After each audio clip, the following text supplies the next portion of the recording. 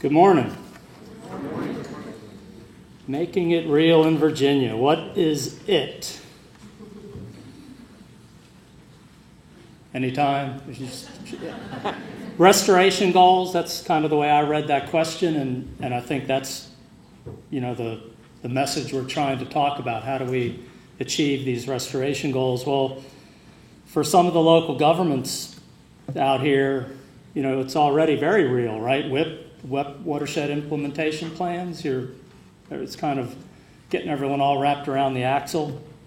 So for local governments, I think it's very real. For the choir, right? We're preaching to the choir, I think, a lot of times here. It's real for everybody in here, but is it real for everyone else? And,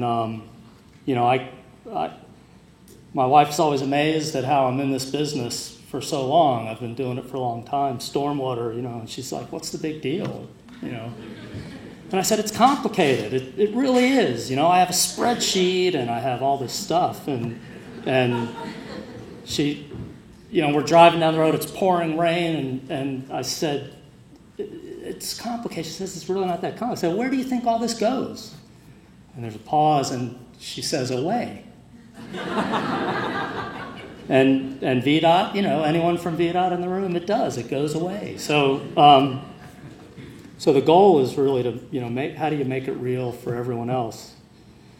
So the WIP strategies really need to be focused. And so new development, I think we have a real good, some would say, stranglehold on new development. Complicated regulations, and there's provisions now for low-impact development. We're not, Virginia, no mandating of it, but the regulations definitely encourage you to go in that direction. So there's a lot of talk about on-lot BMPs and the things that Tom mentioned, trying to retrofit existing suburban, urban lots. The new regulations are going to try and get that stuff in the ground up front. And for local governments, that's a little bit, there's some anxiety there. Are we responsible for all the maintenance enforcement and long-term inspections? How do we get people to get on board with, when they move into the house, that they've got all this stuff on their lot? We've got redevelopment. The regulations went from a 10% reduction if you're redeveloping a parcel to 20% reduction. So it's got to be better, but I think it's important to recognize that we've gone from maybe the definition of a site, if I'm redeveloping a 1 or 2 acre commercial site or something, what are the requirements? And I think localities have opportunities to implement these rules in a way where you can help define what that area is, rather than the literal language of the regulation may kind of focus on this disturbed area or the new impervious, how much of the site is being redeveloped. So if you can imagine every parcel, I think, a while back I heard Tom mention some statistics about the Bay watershed. How much of the urban part of the watershed will be redeveloped over the next 20 years or 50 years, whatever the time frame is. And if you can imagine all that land, all that existing urban land that gets redeveloped, and if you can genuinely get a 20% reduction on all that land, that's a lot. So maybe that can be achievable, but that's a regulatory issue and an implementation issue. And then retrofit. So what is being retrofit? And that's all part of these watershed implementation plans. What's being retrofit? Existing old stormwater ponds, right? Is that on everybody's list of what to retrofit? Probably. It should be if it's not. Urban and suburban, residential and commercial development.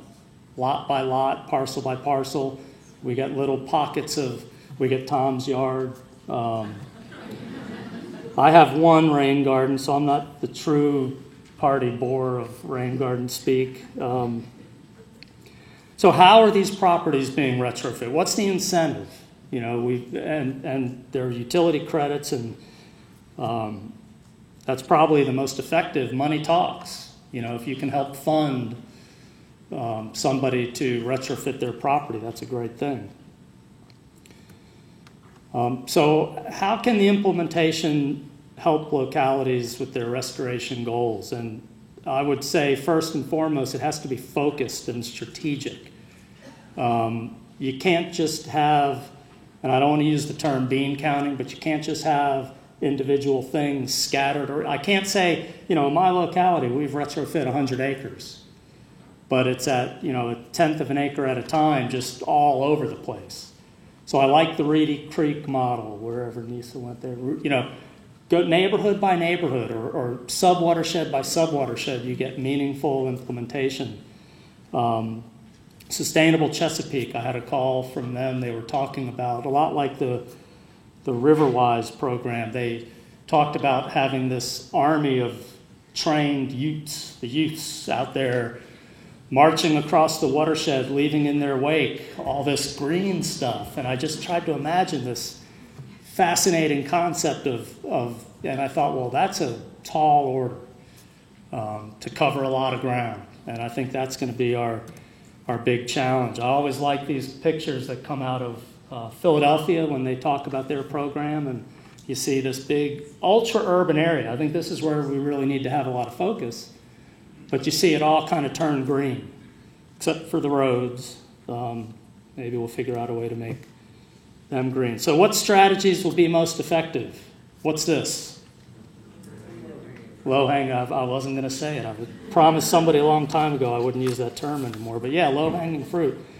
I think the fertilizer ban, or whatever you call it, the fertilizer something, because my neighbor puts down fertilizer and it's like guns in Virginia. You're not taking my fertilizer away.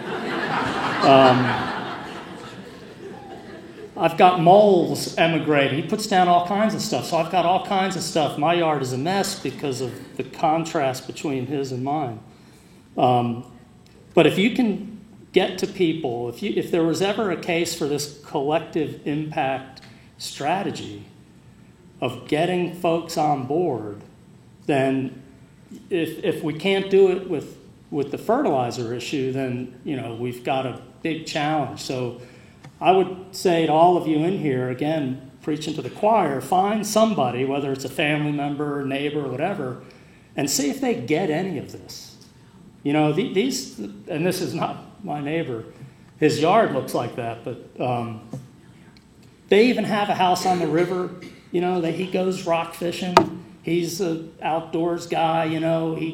He gets bushel of crabs in the summer. They get seafood. So they just don't think that there's any real connection between we've got to protect the bay and its tributaries and him. He just doesn't see it. So I think to make it real, we've got to, we're doing a good job, and I think part of the challenge is that it's a complex issue, and as Tom pointed out, we have a lot of simple solutions, but to really make that connection between the solutions and the reality, whether it's in a model or in the river, in the bay, you've got to make that link between those simple solutions. We've got to figure out how to leapfrog over that complex step. And unfortunately, that complex step is at the local level. So it's really a local issue. And I hear a lot of local governments saying we're going to kind of back away from that. It's too hard. The idea of all these en-lot BMPs, it's just too hard. And what's the movie, the League of Their Own? It's supposed to be hard. That's what makes it so great. That's baseball, but stormwater. See, get your neighbors interested in stormwater like that, and everyone, you can go to parties and talk about your rain gardens. All right, so large-scale municipal retrofit, stream restoration, public facilities. I think these are strategies. They're expensive, but the bang for the buck is very helpful to be able to plug that into your model. And then we've got the urban and suburban neighborhood scale retrofits, and that's really where all this is. When you look at the watershed map and you see the urban, here we've got Williamsburg, and then the suburban sprawl. You've got Richmond and Fredericksburg and D.C. and Charlottesville, et cetera. I don't mean to leave anyone out, but if you can just imagine that map turning green, that's where these neighborhood scale retrofits need to be applied. And these are just 4, I think these are the easier things to implement. So I picked those 4. Tom had a longer list, so there's a whole lot of things in the toolbox, another term I didn't want to use, but there's opportunities all over the place. And I think whether it be through redevelopment or some kind of an incentive program, we can hammer people with regulatory drivers, but, I think we need to get people on board, and that will help us achieve those goals.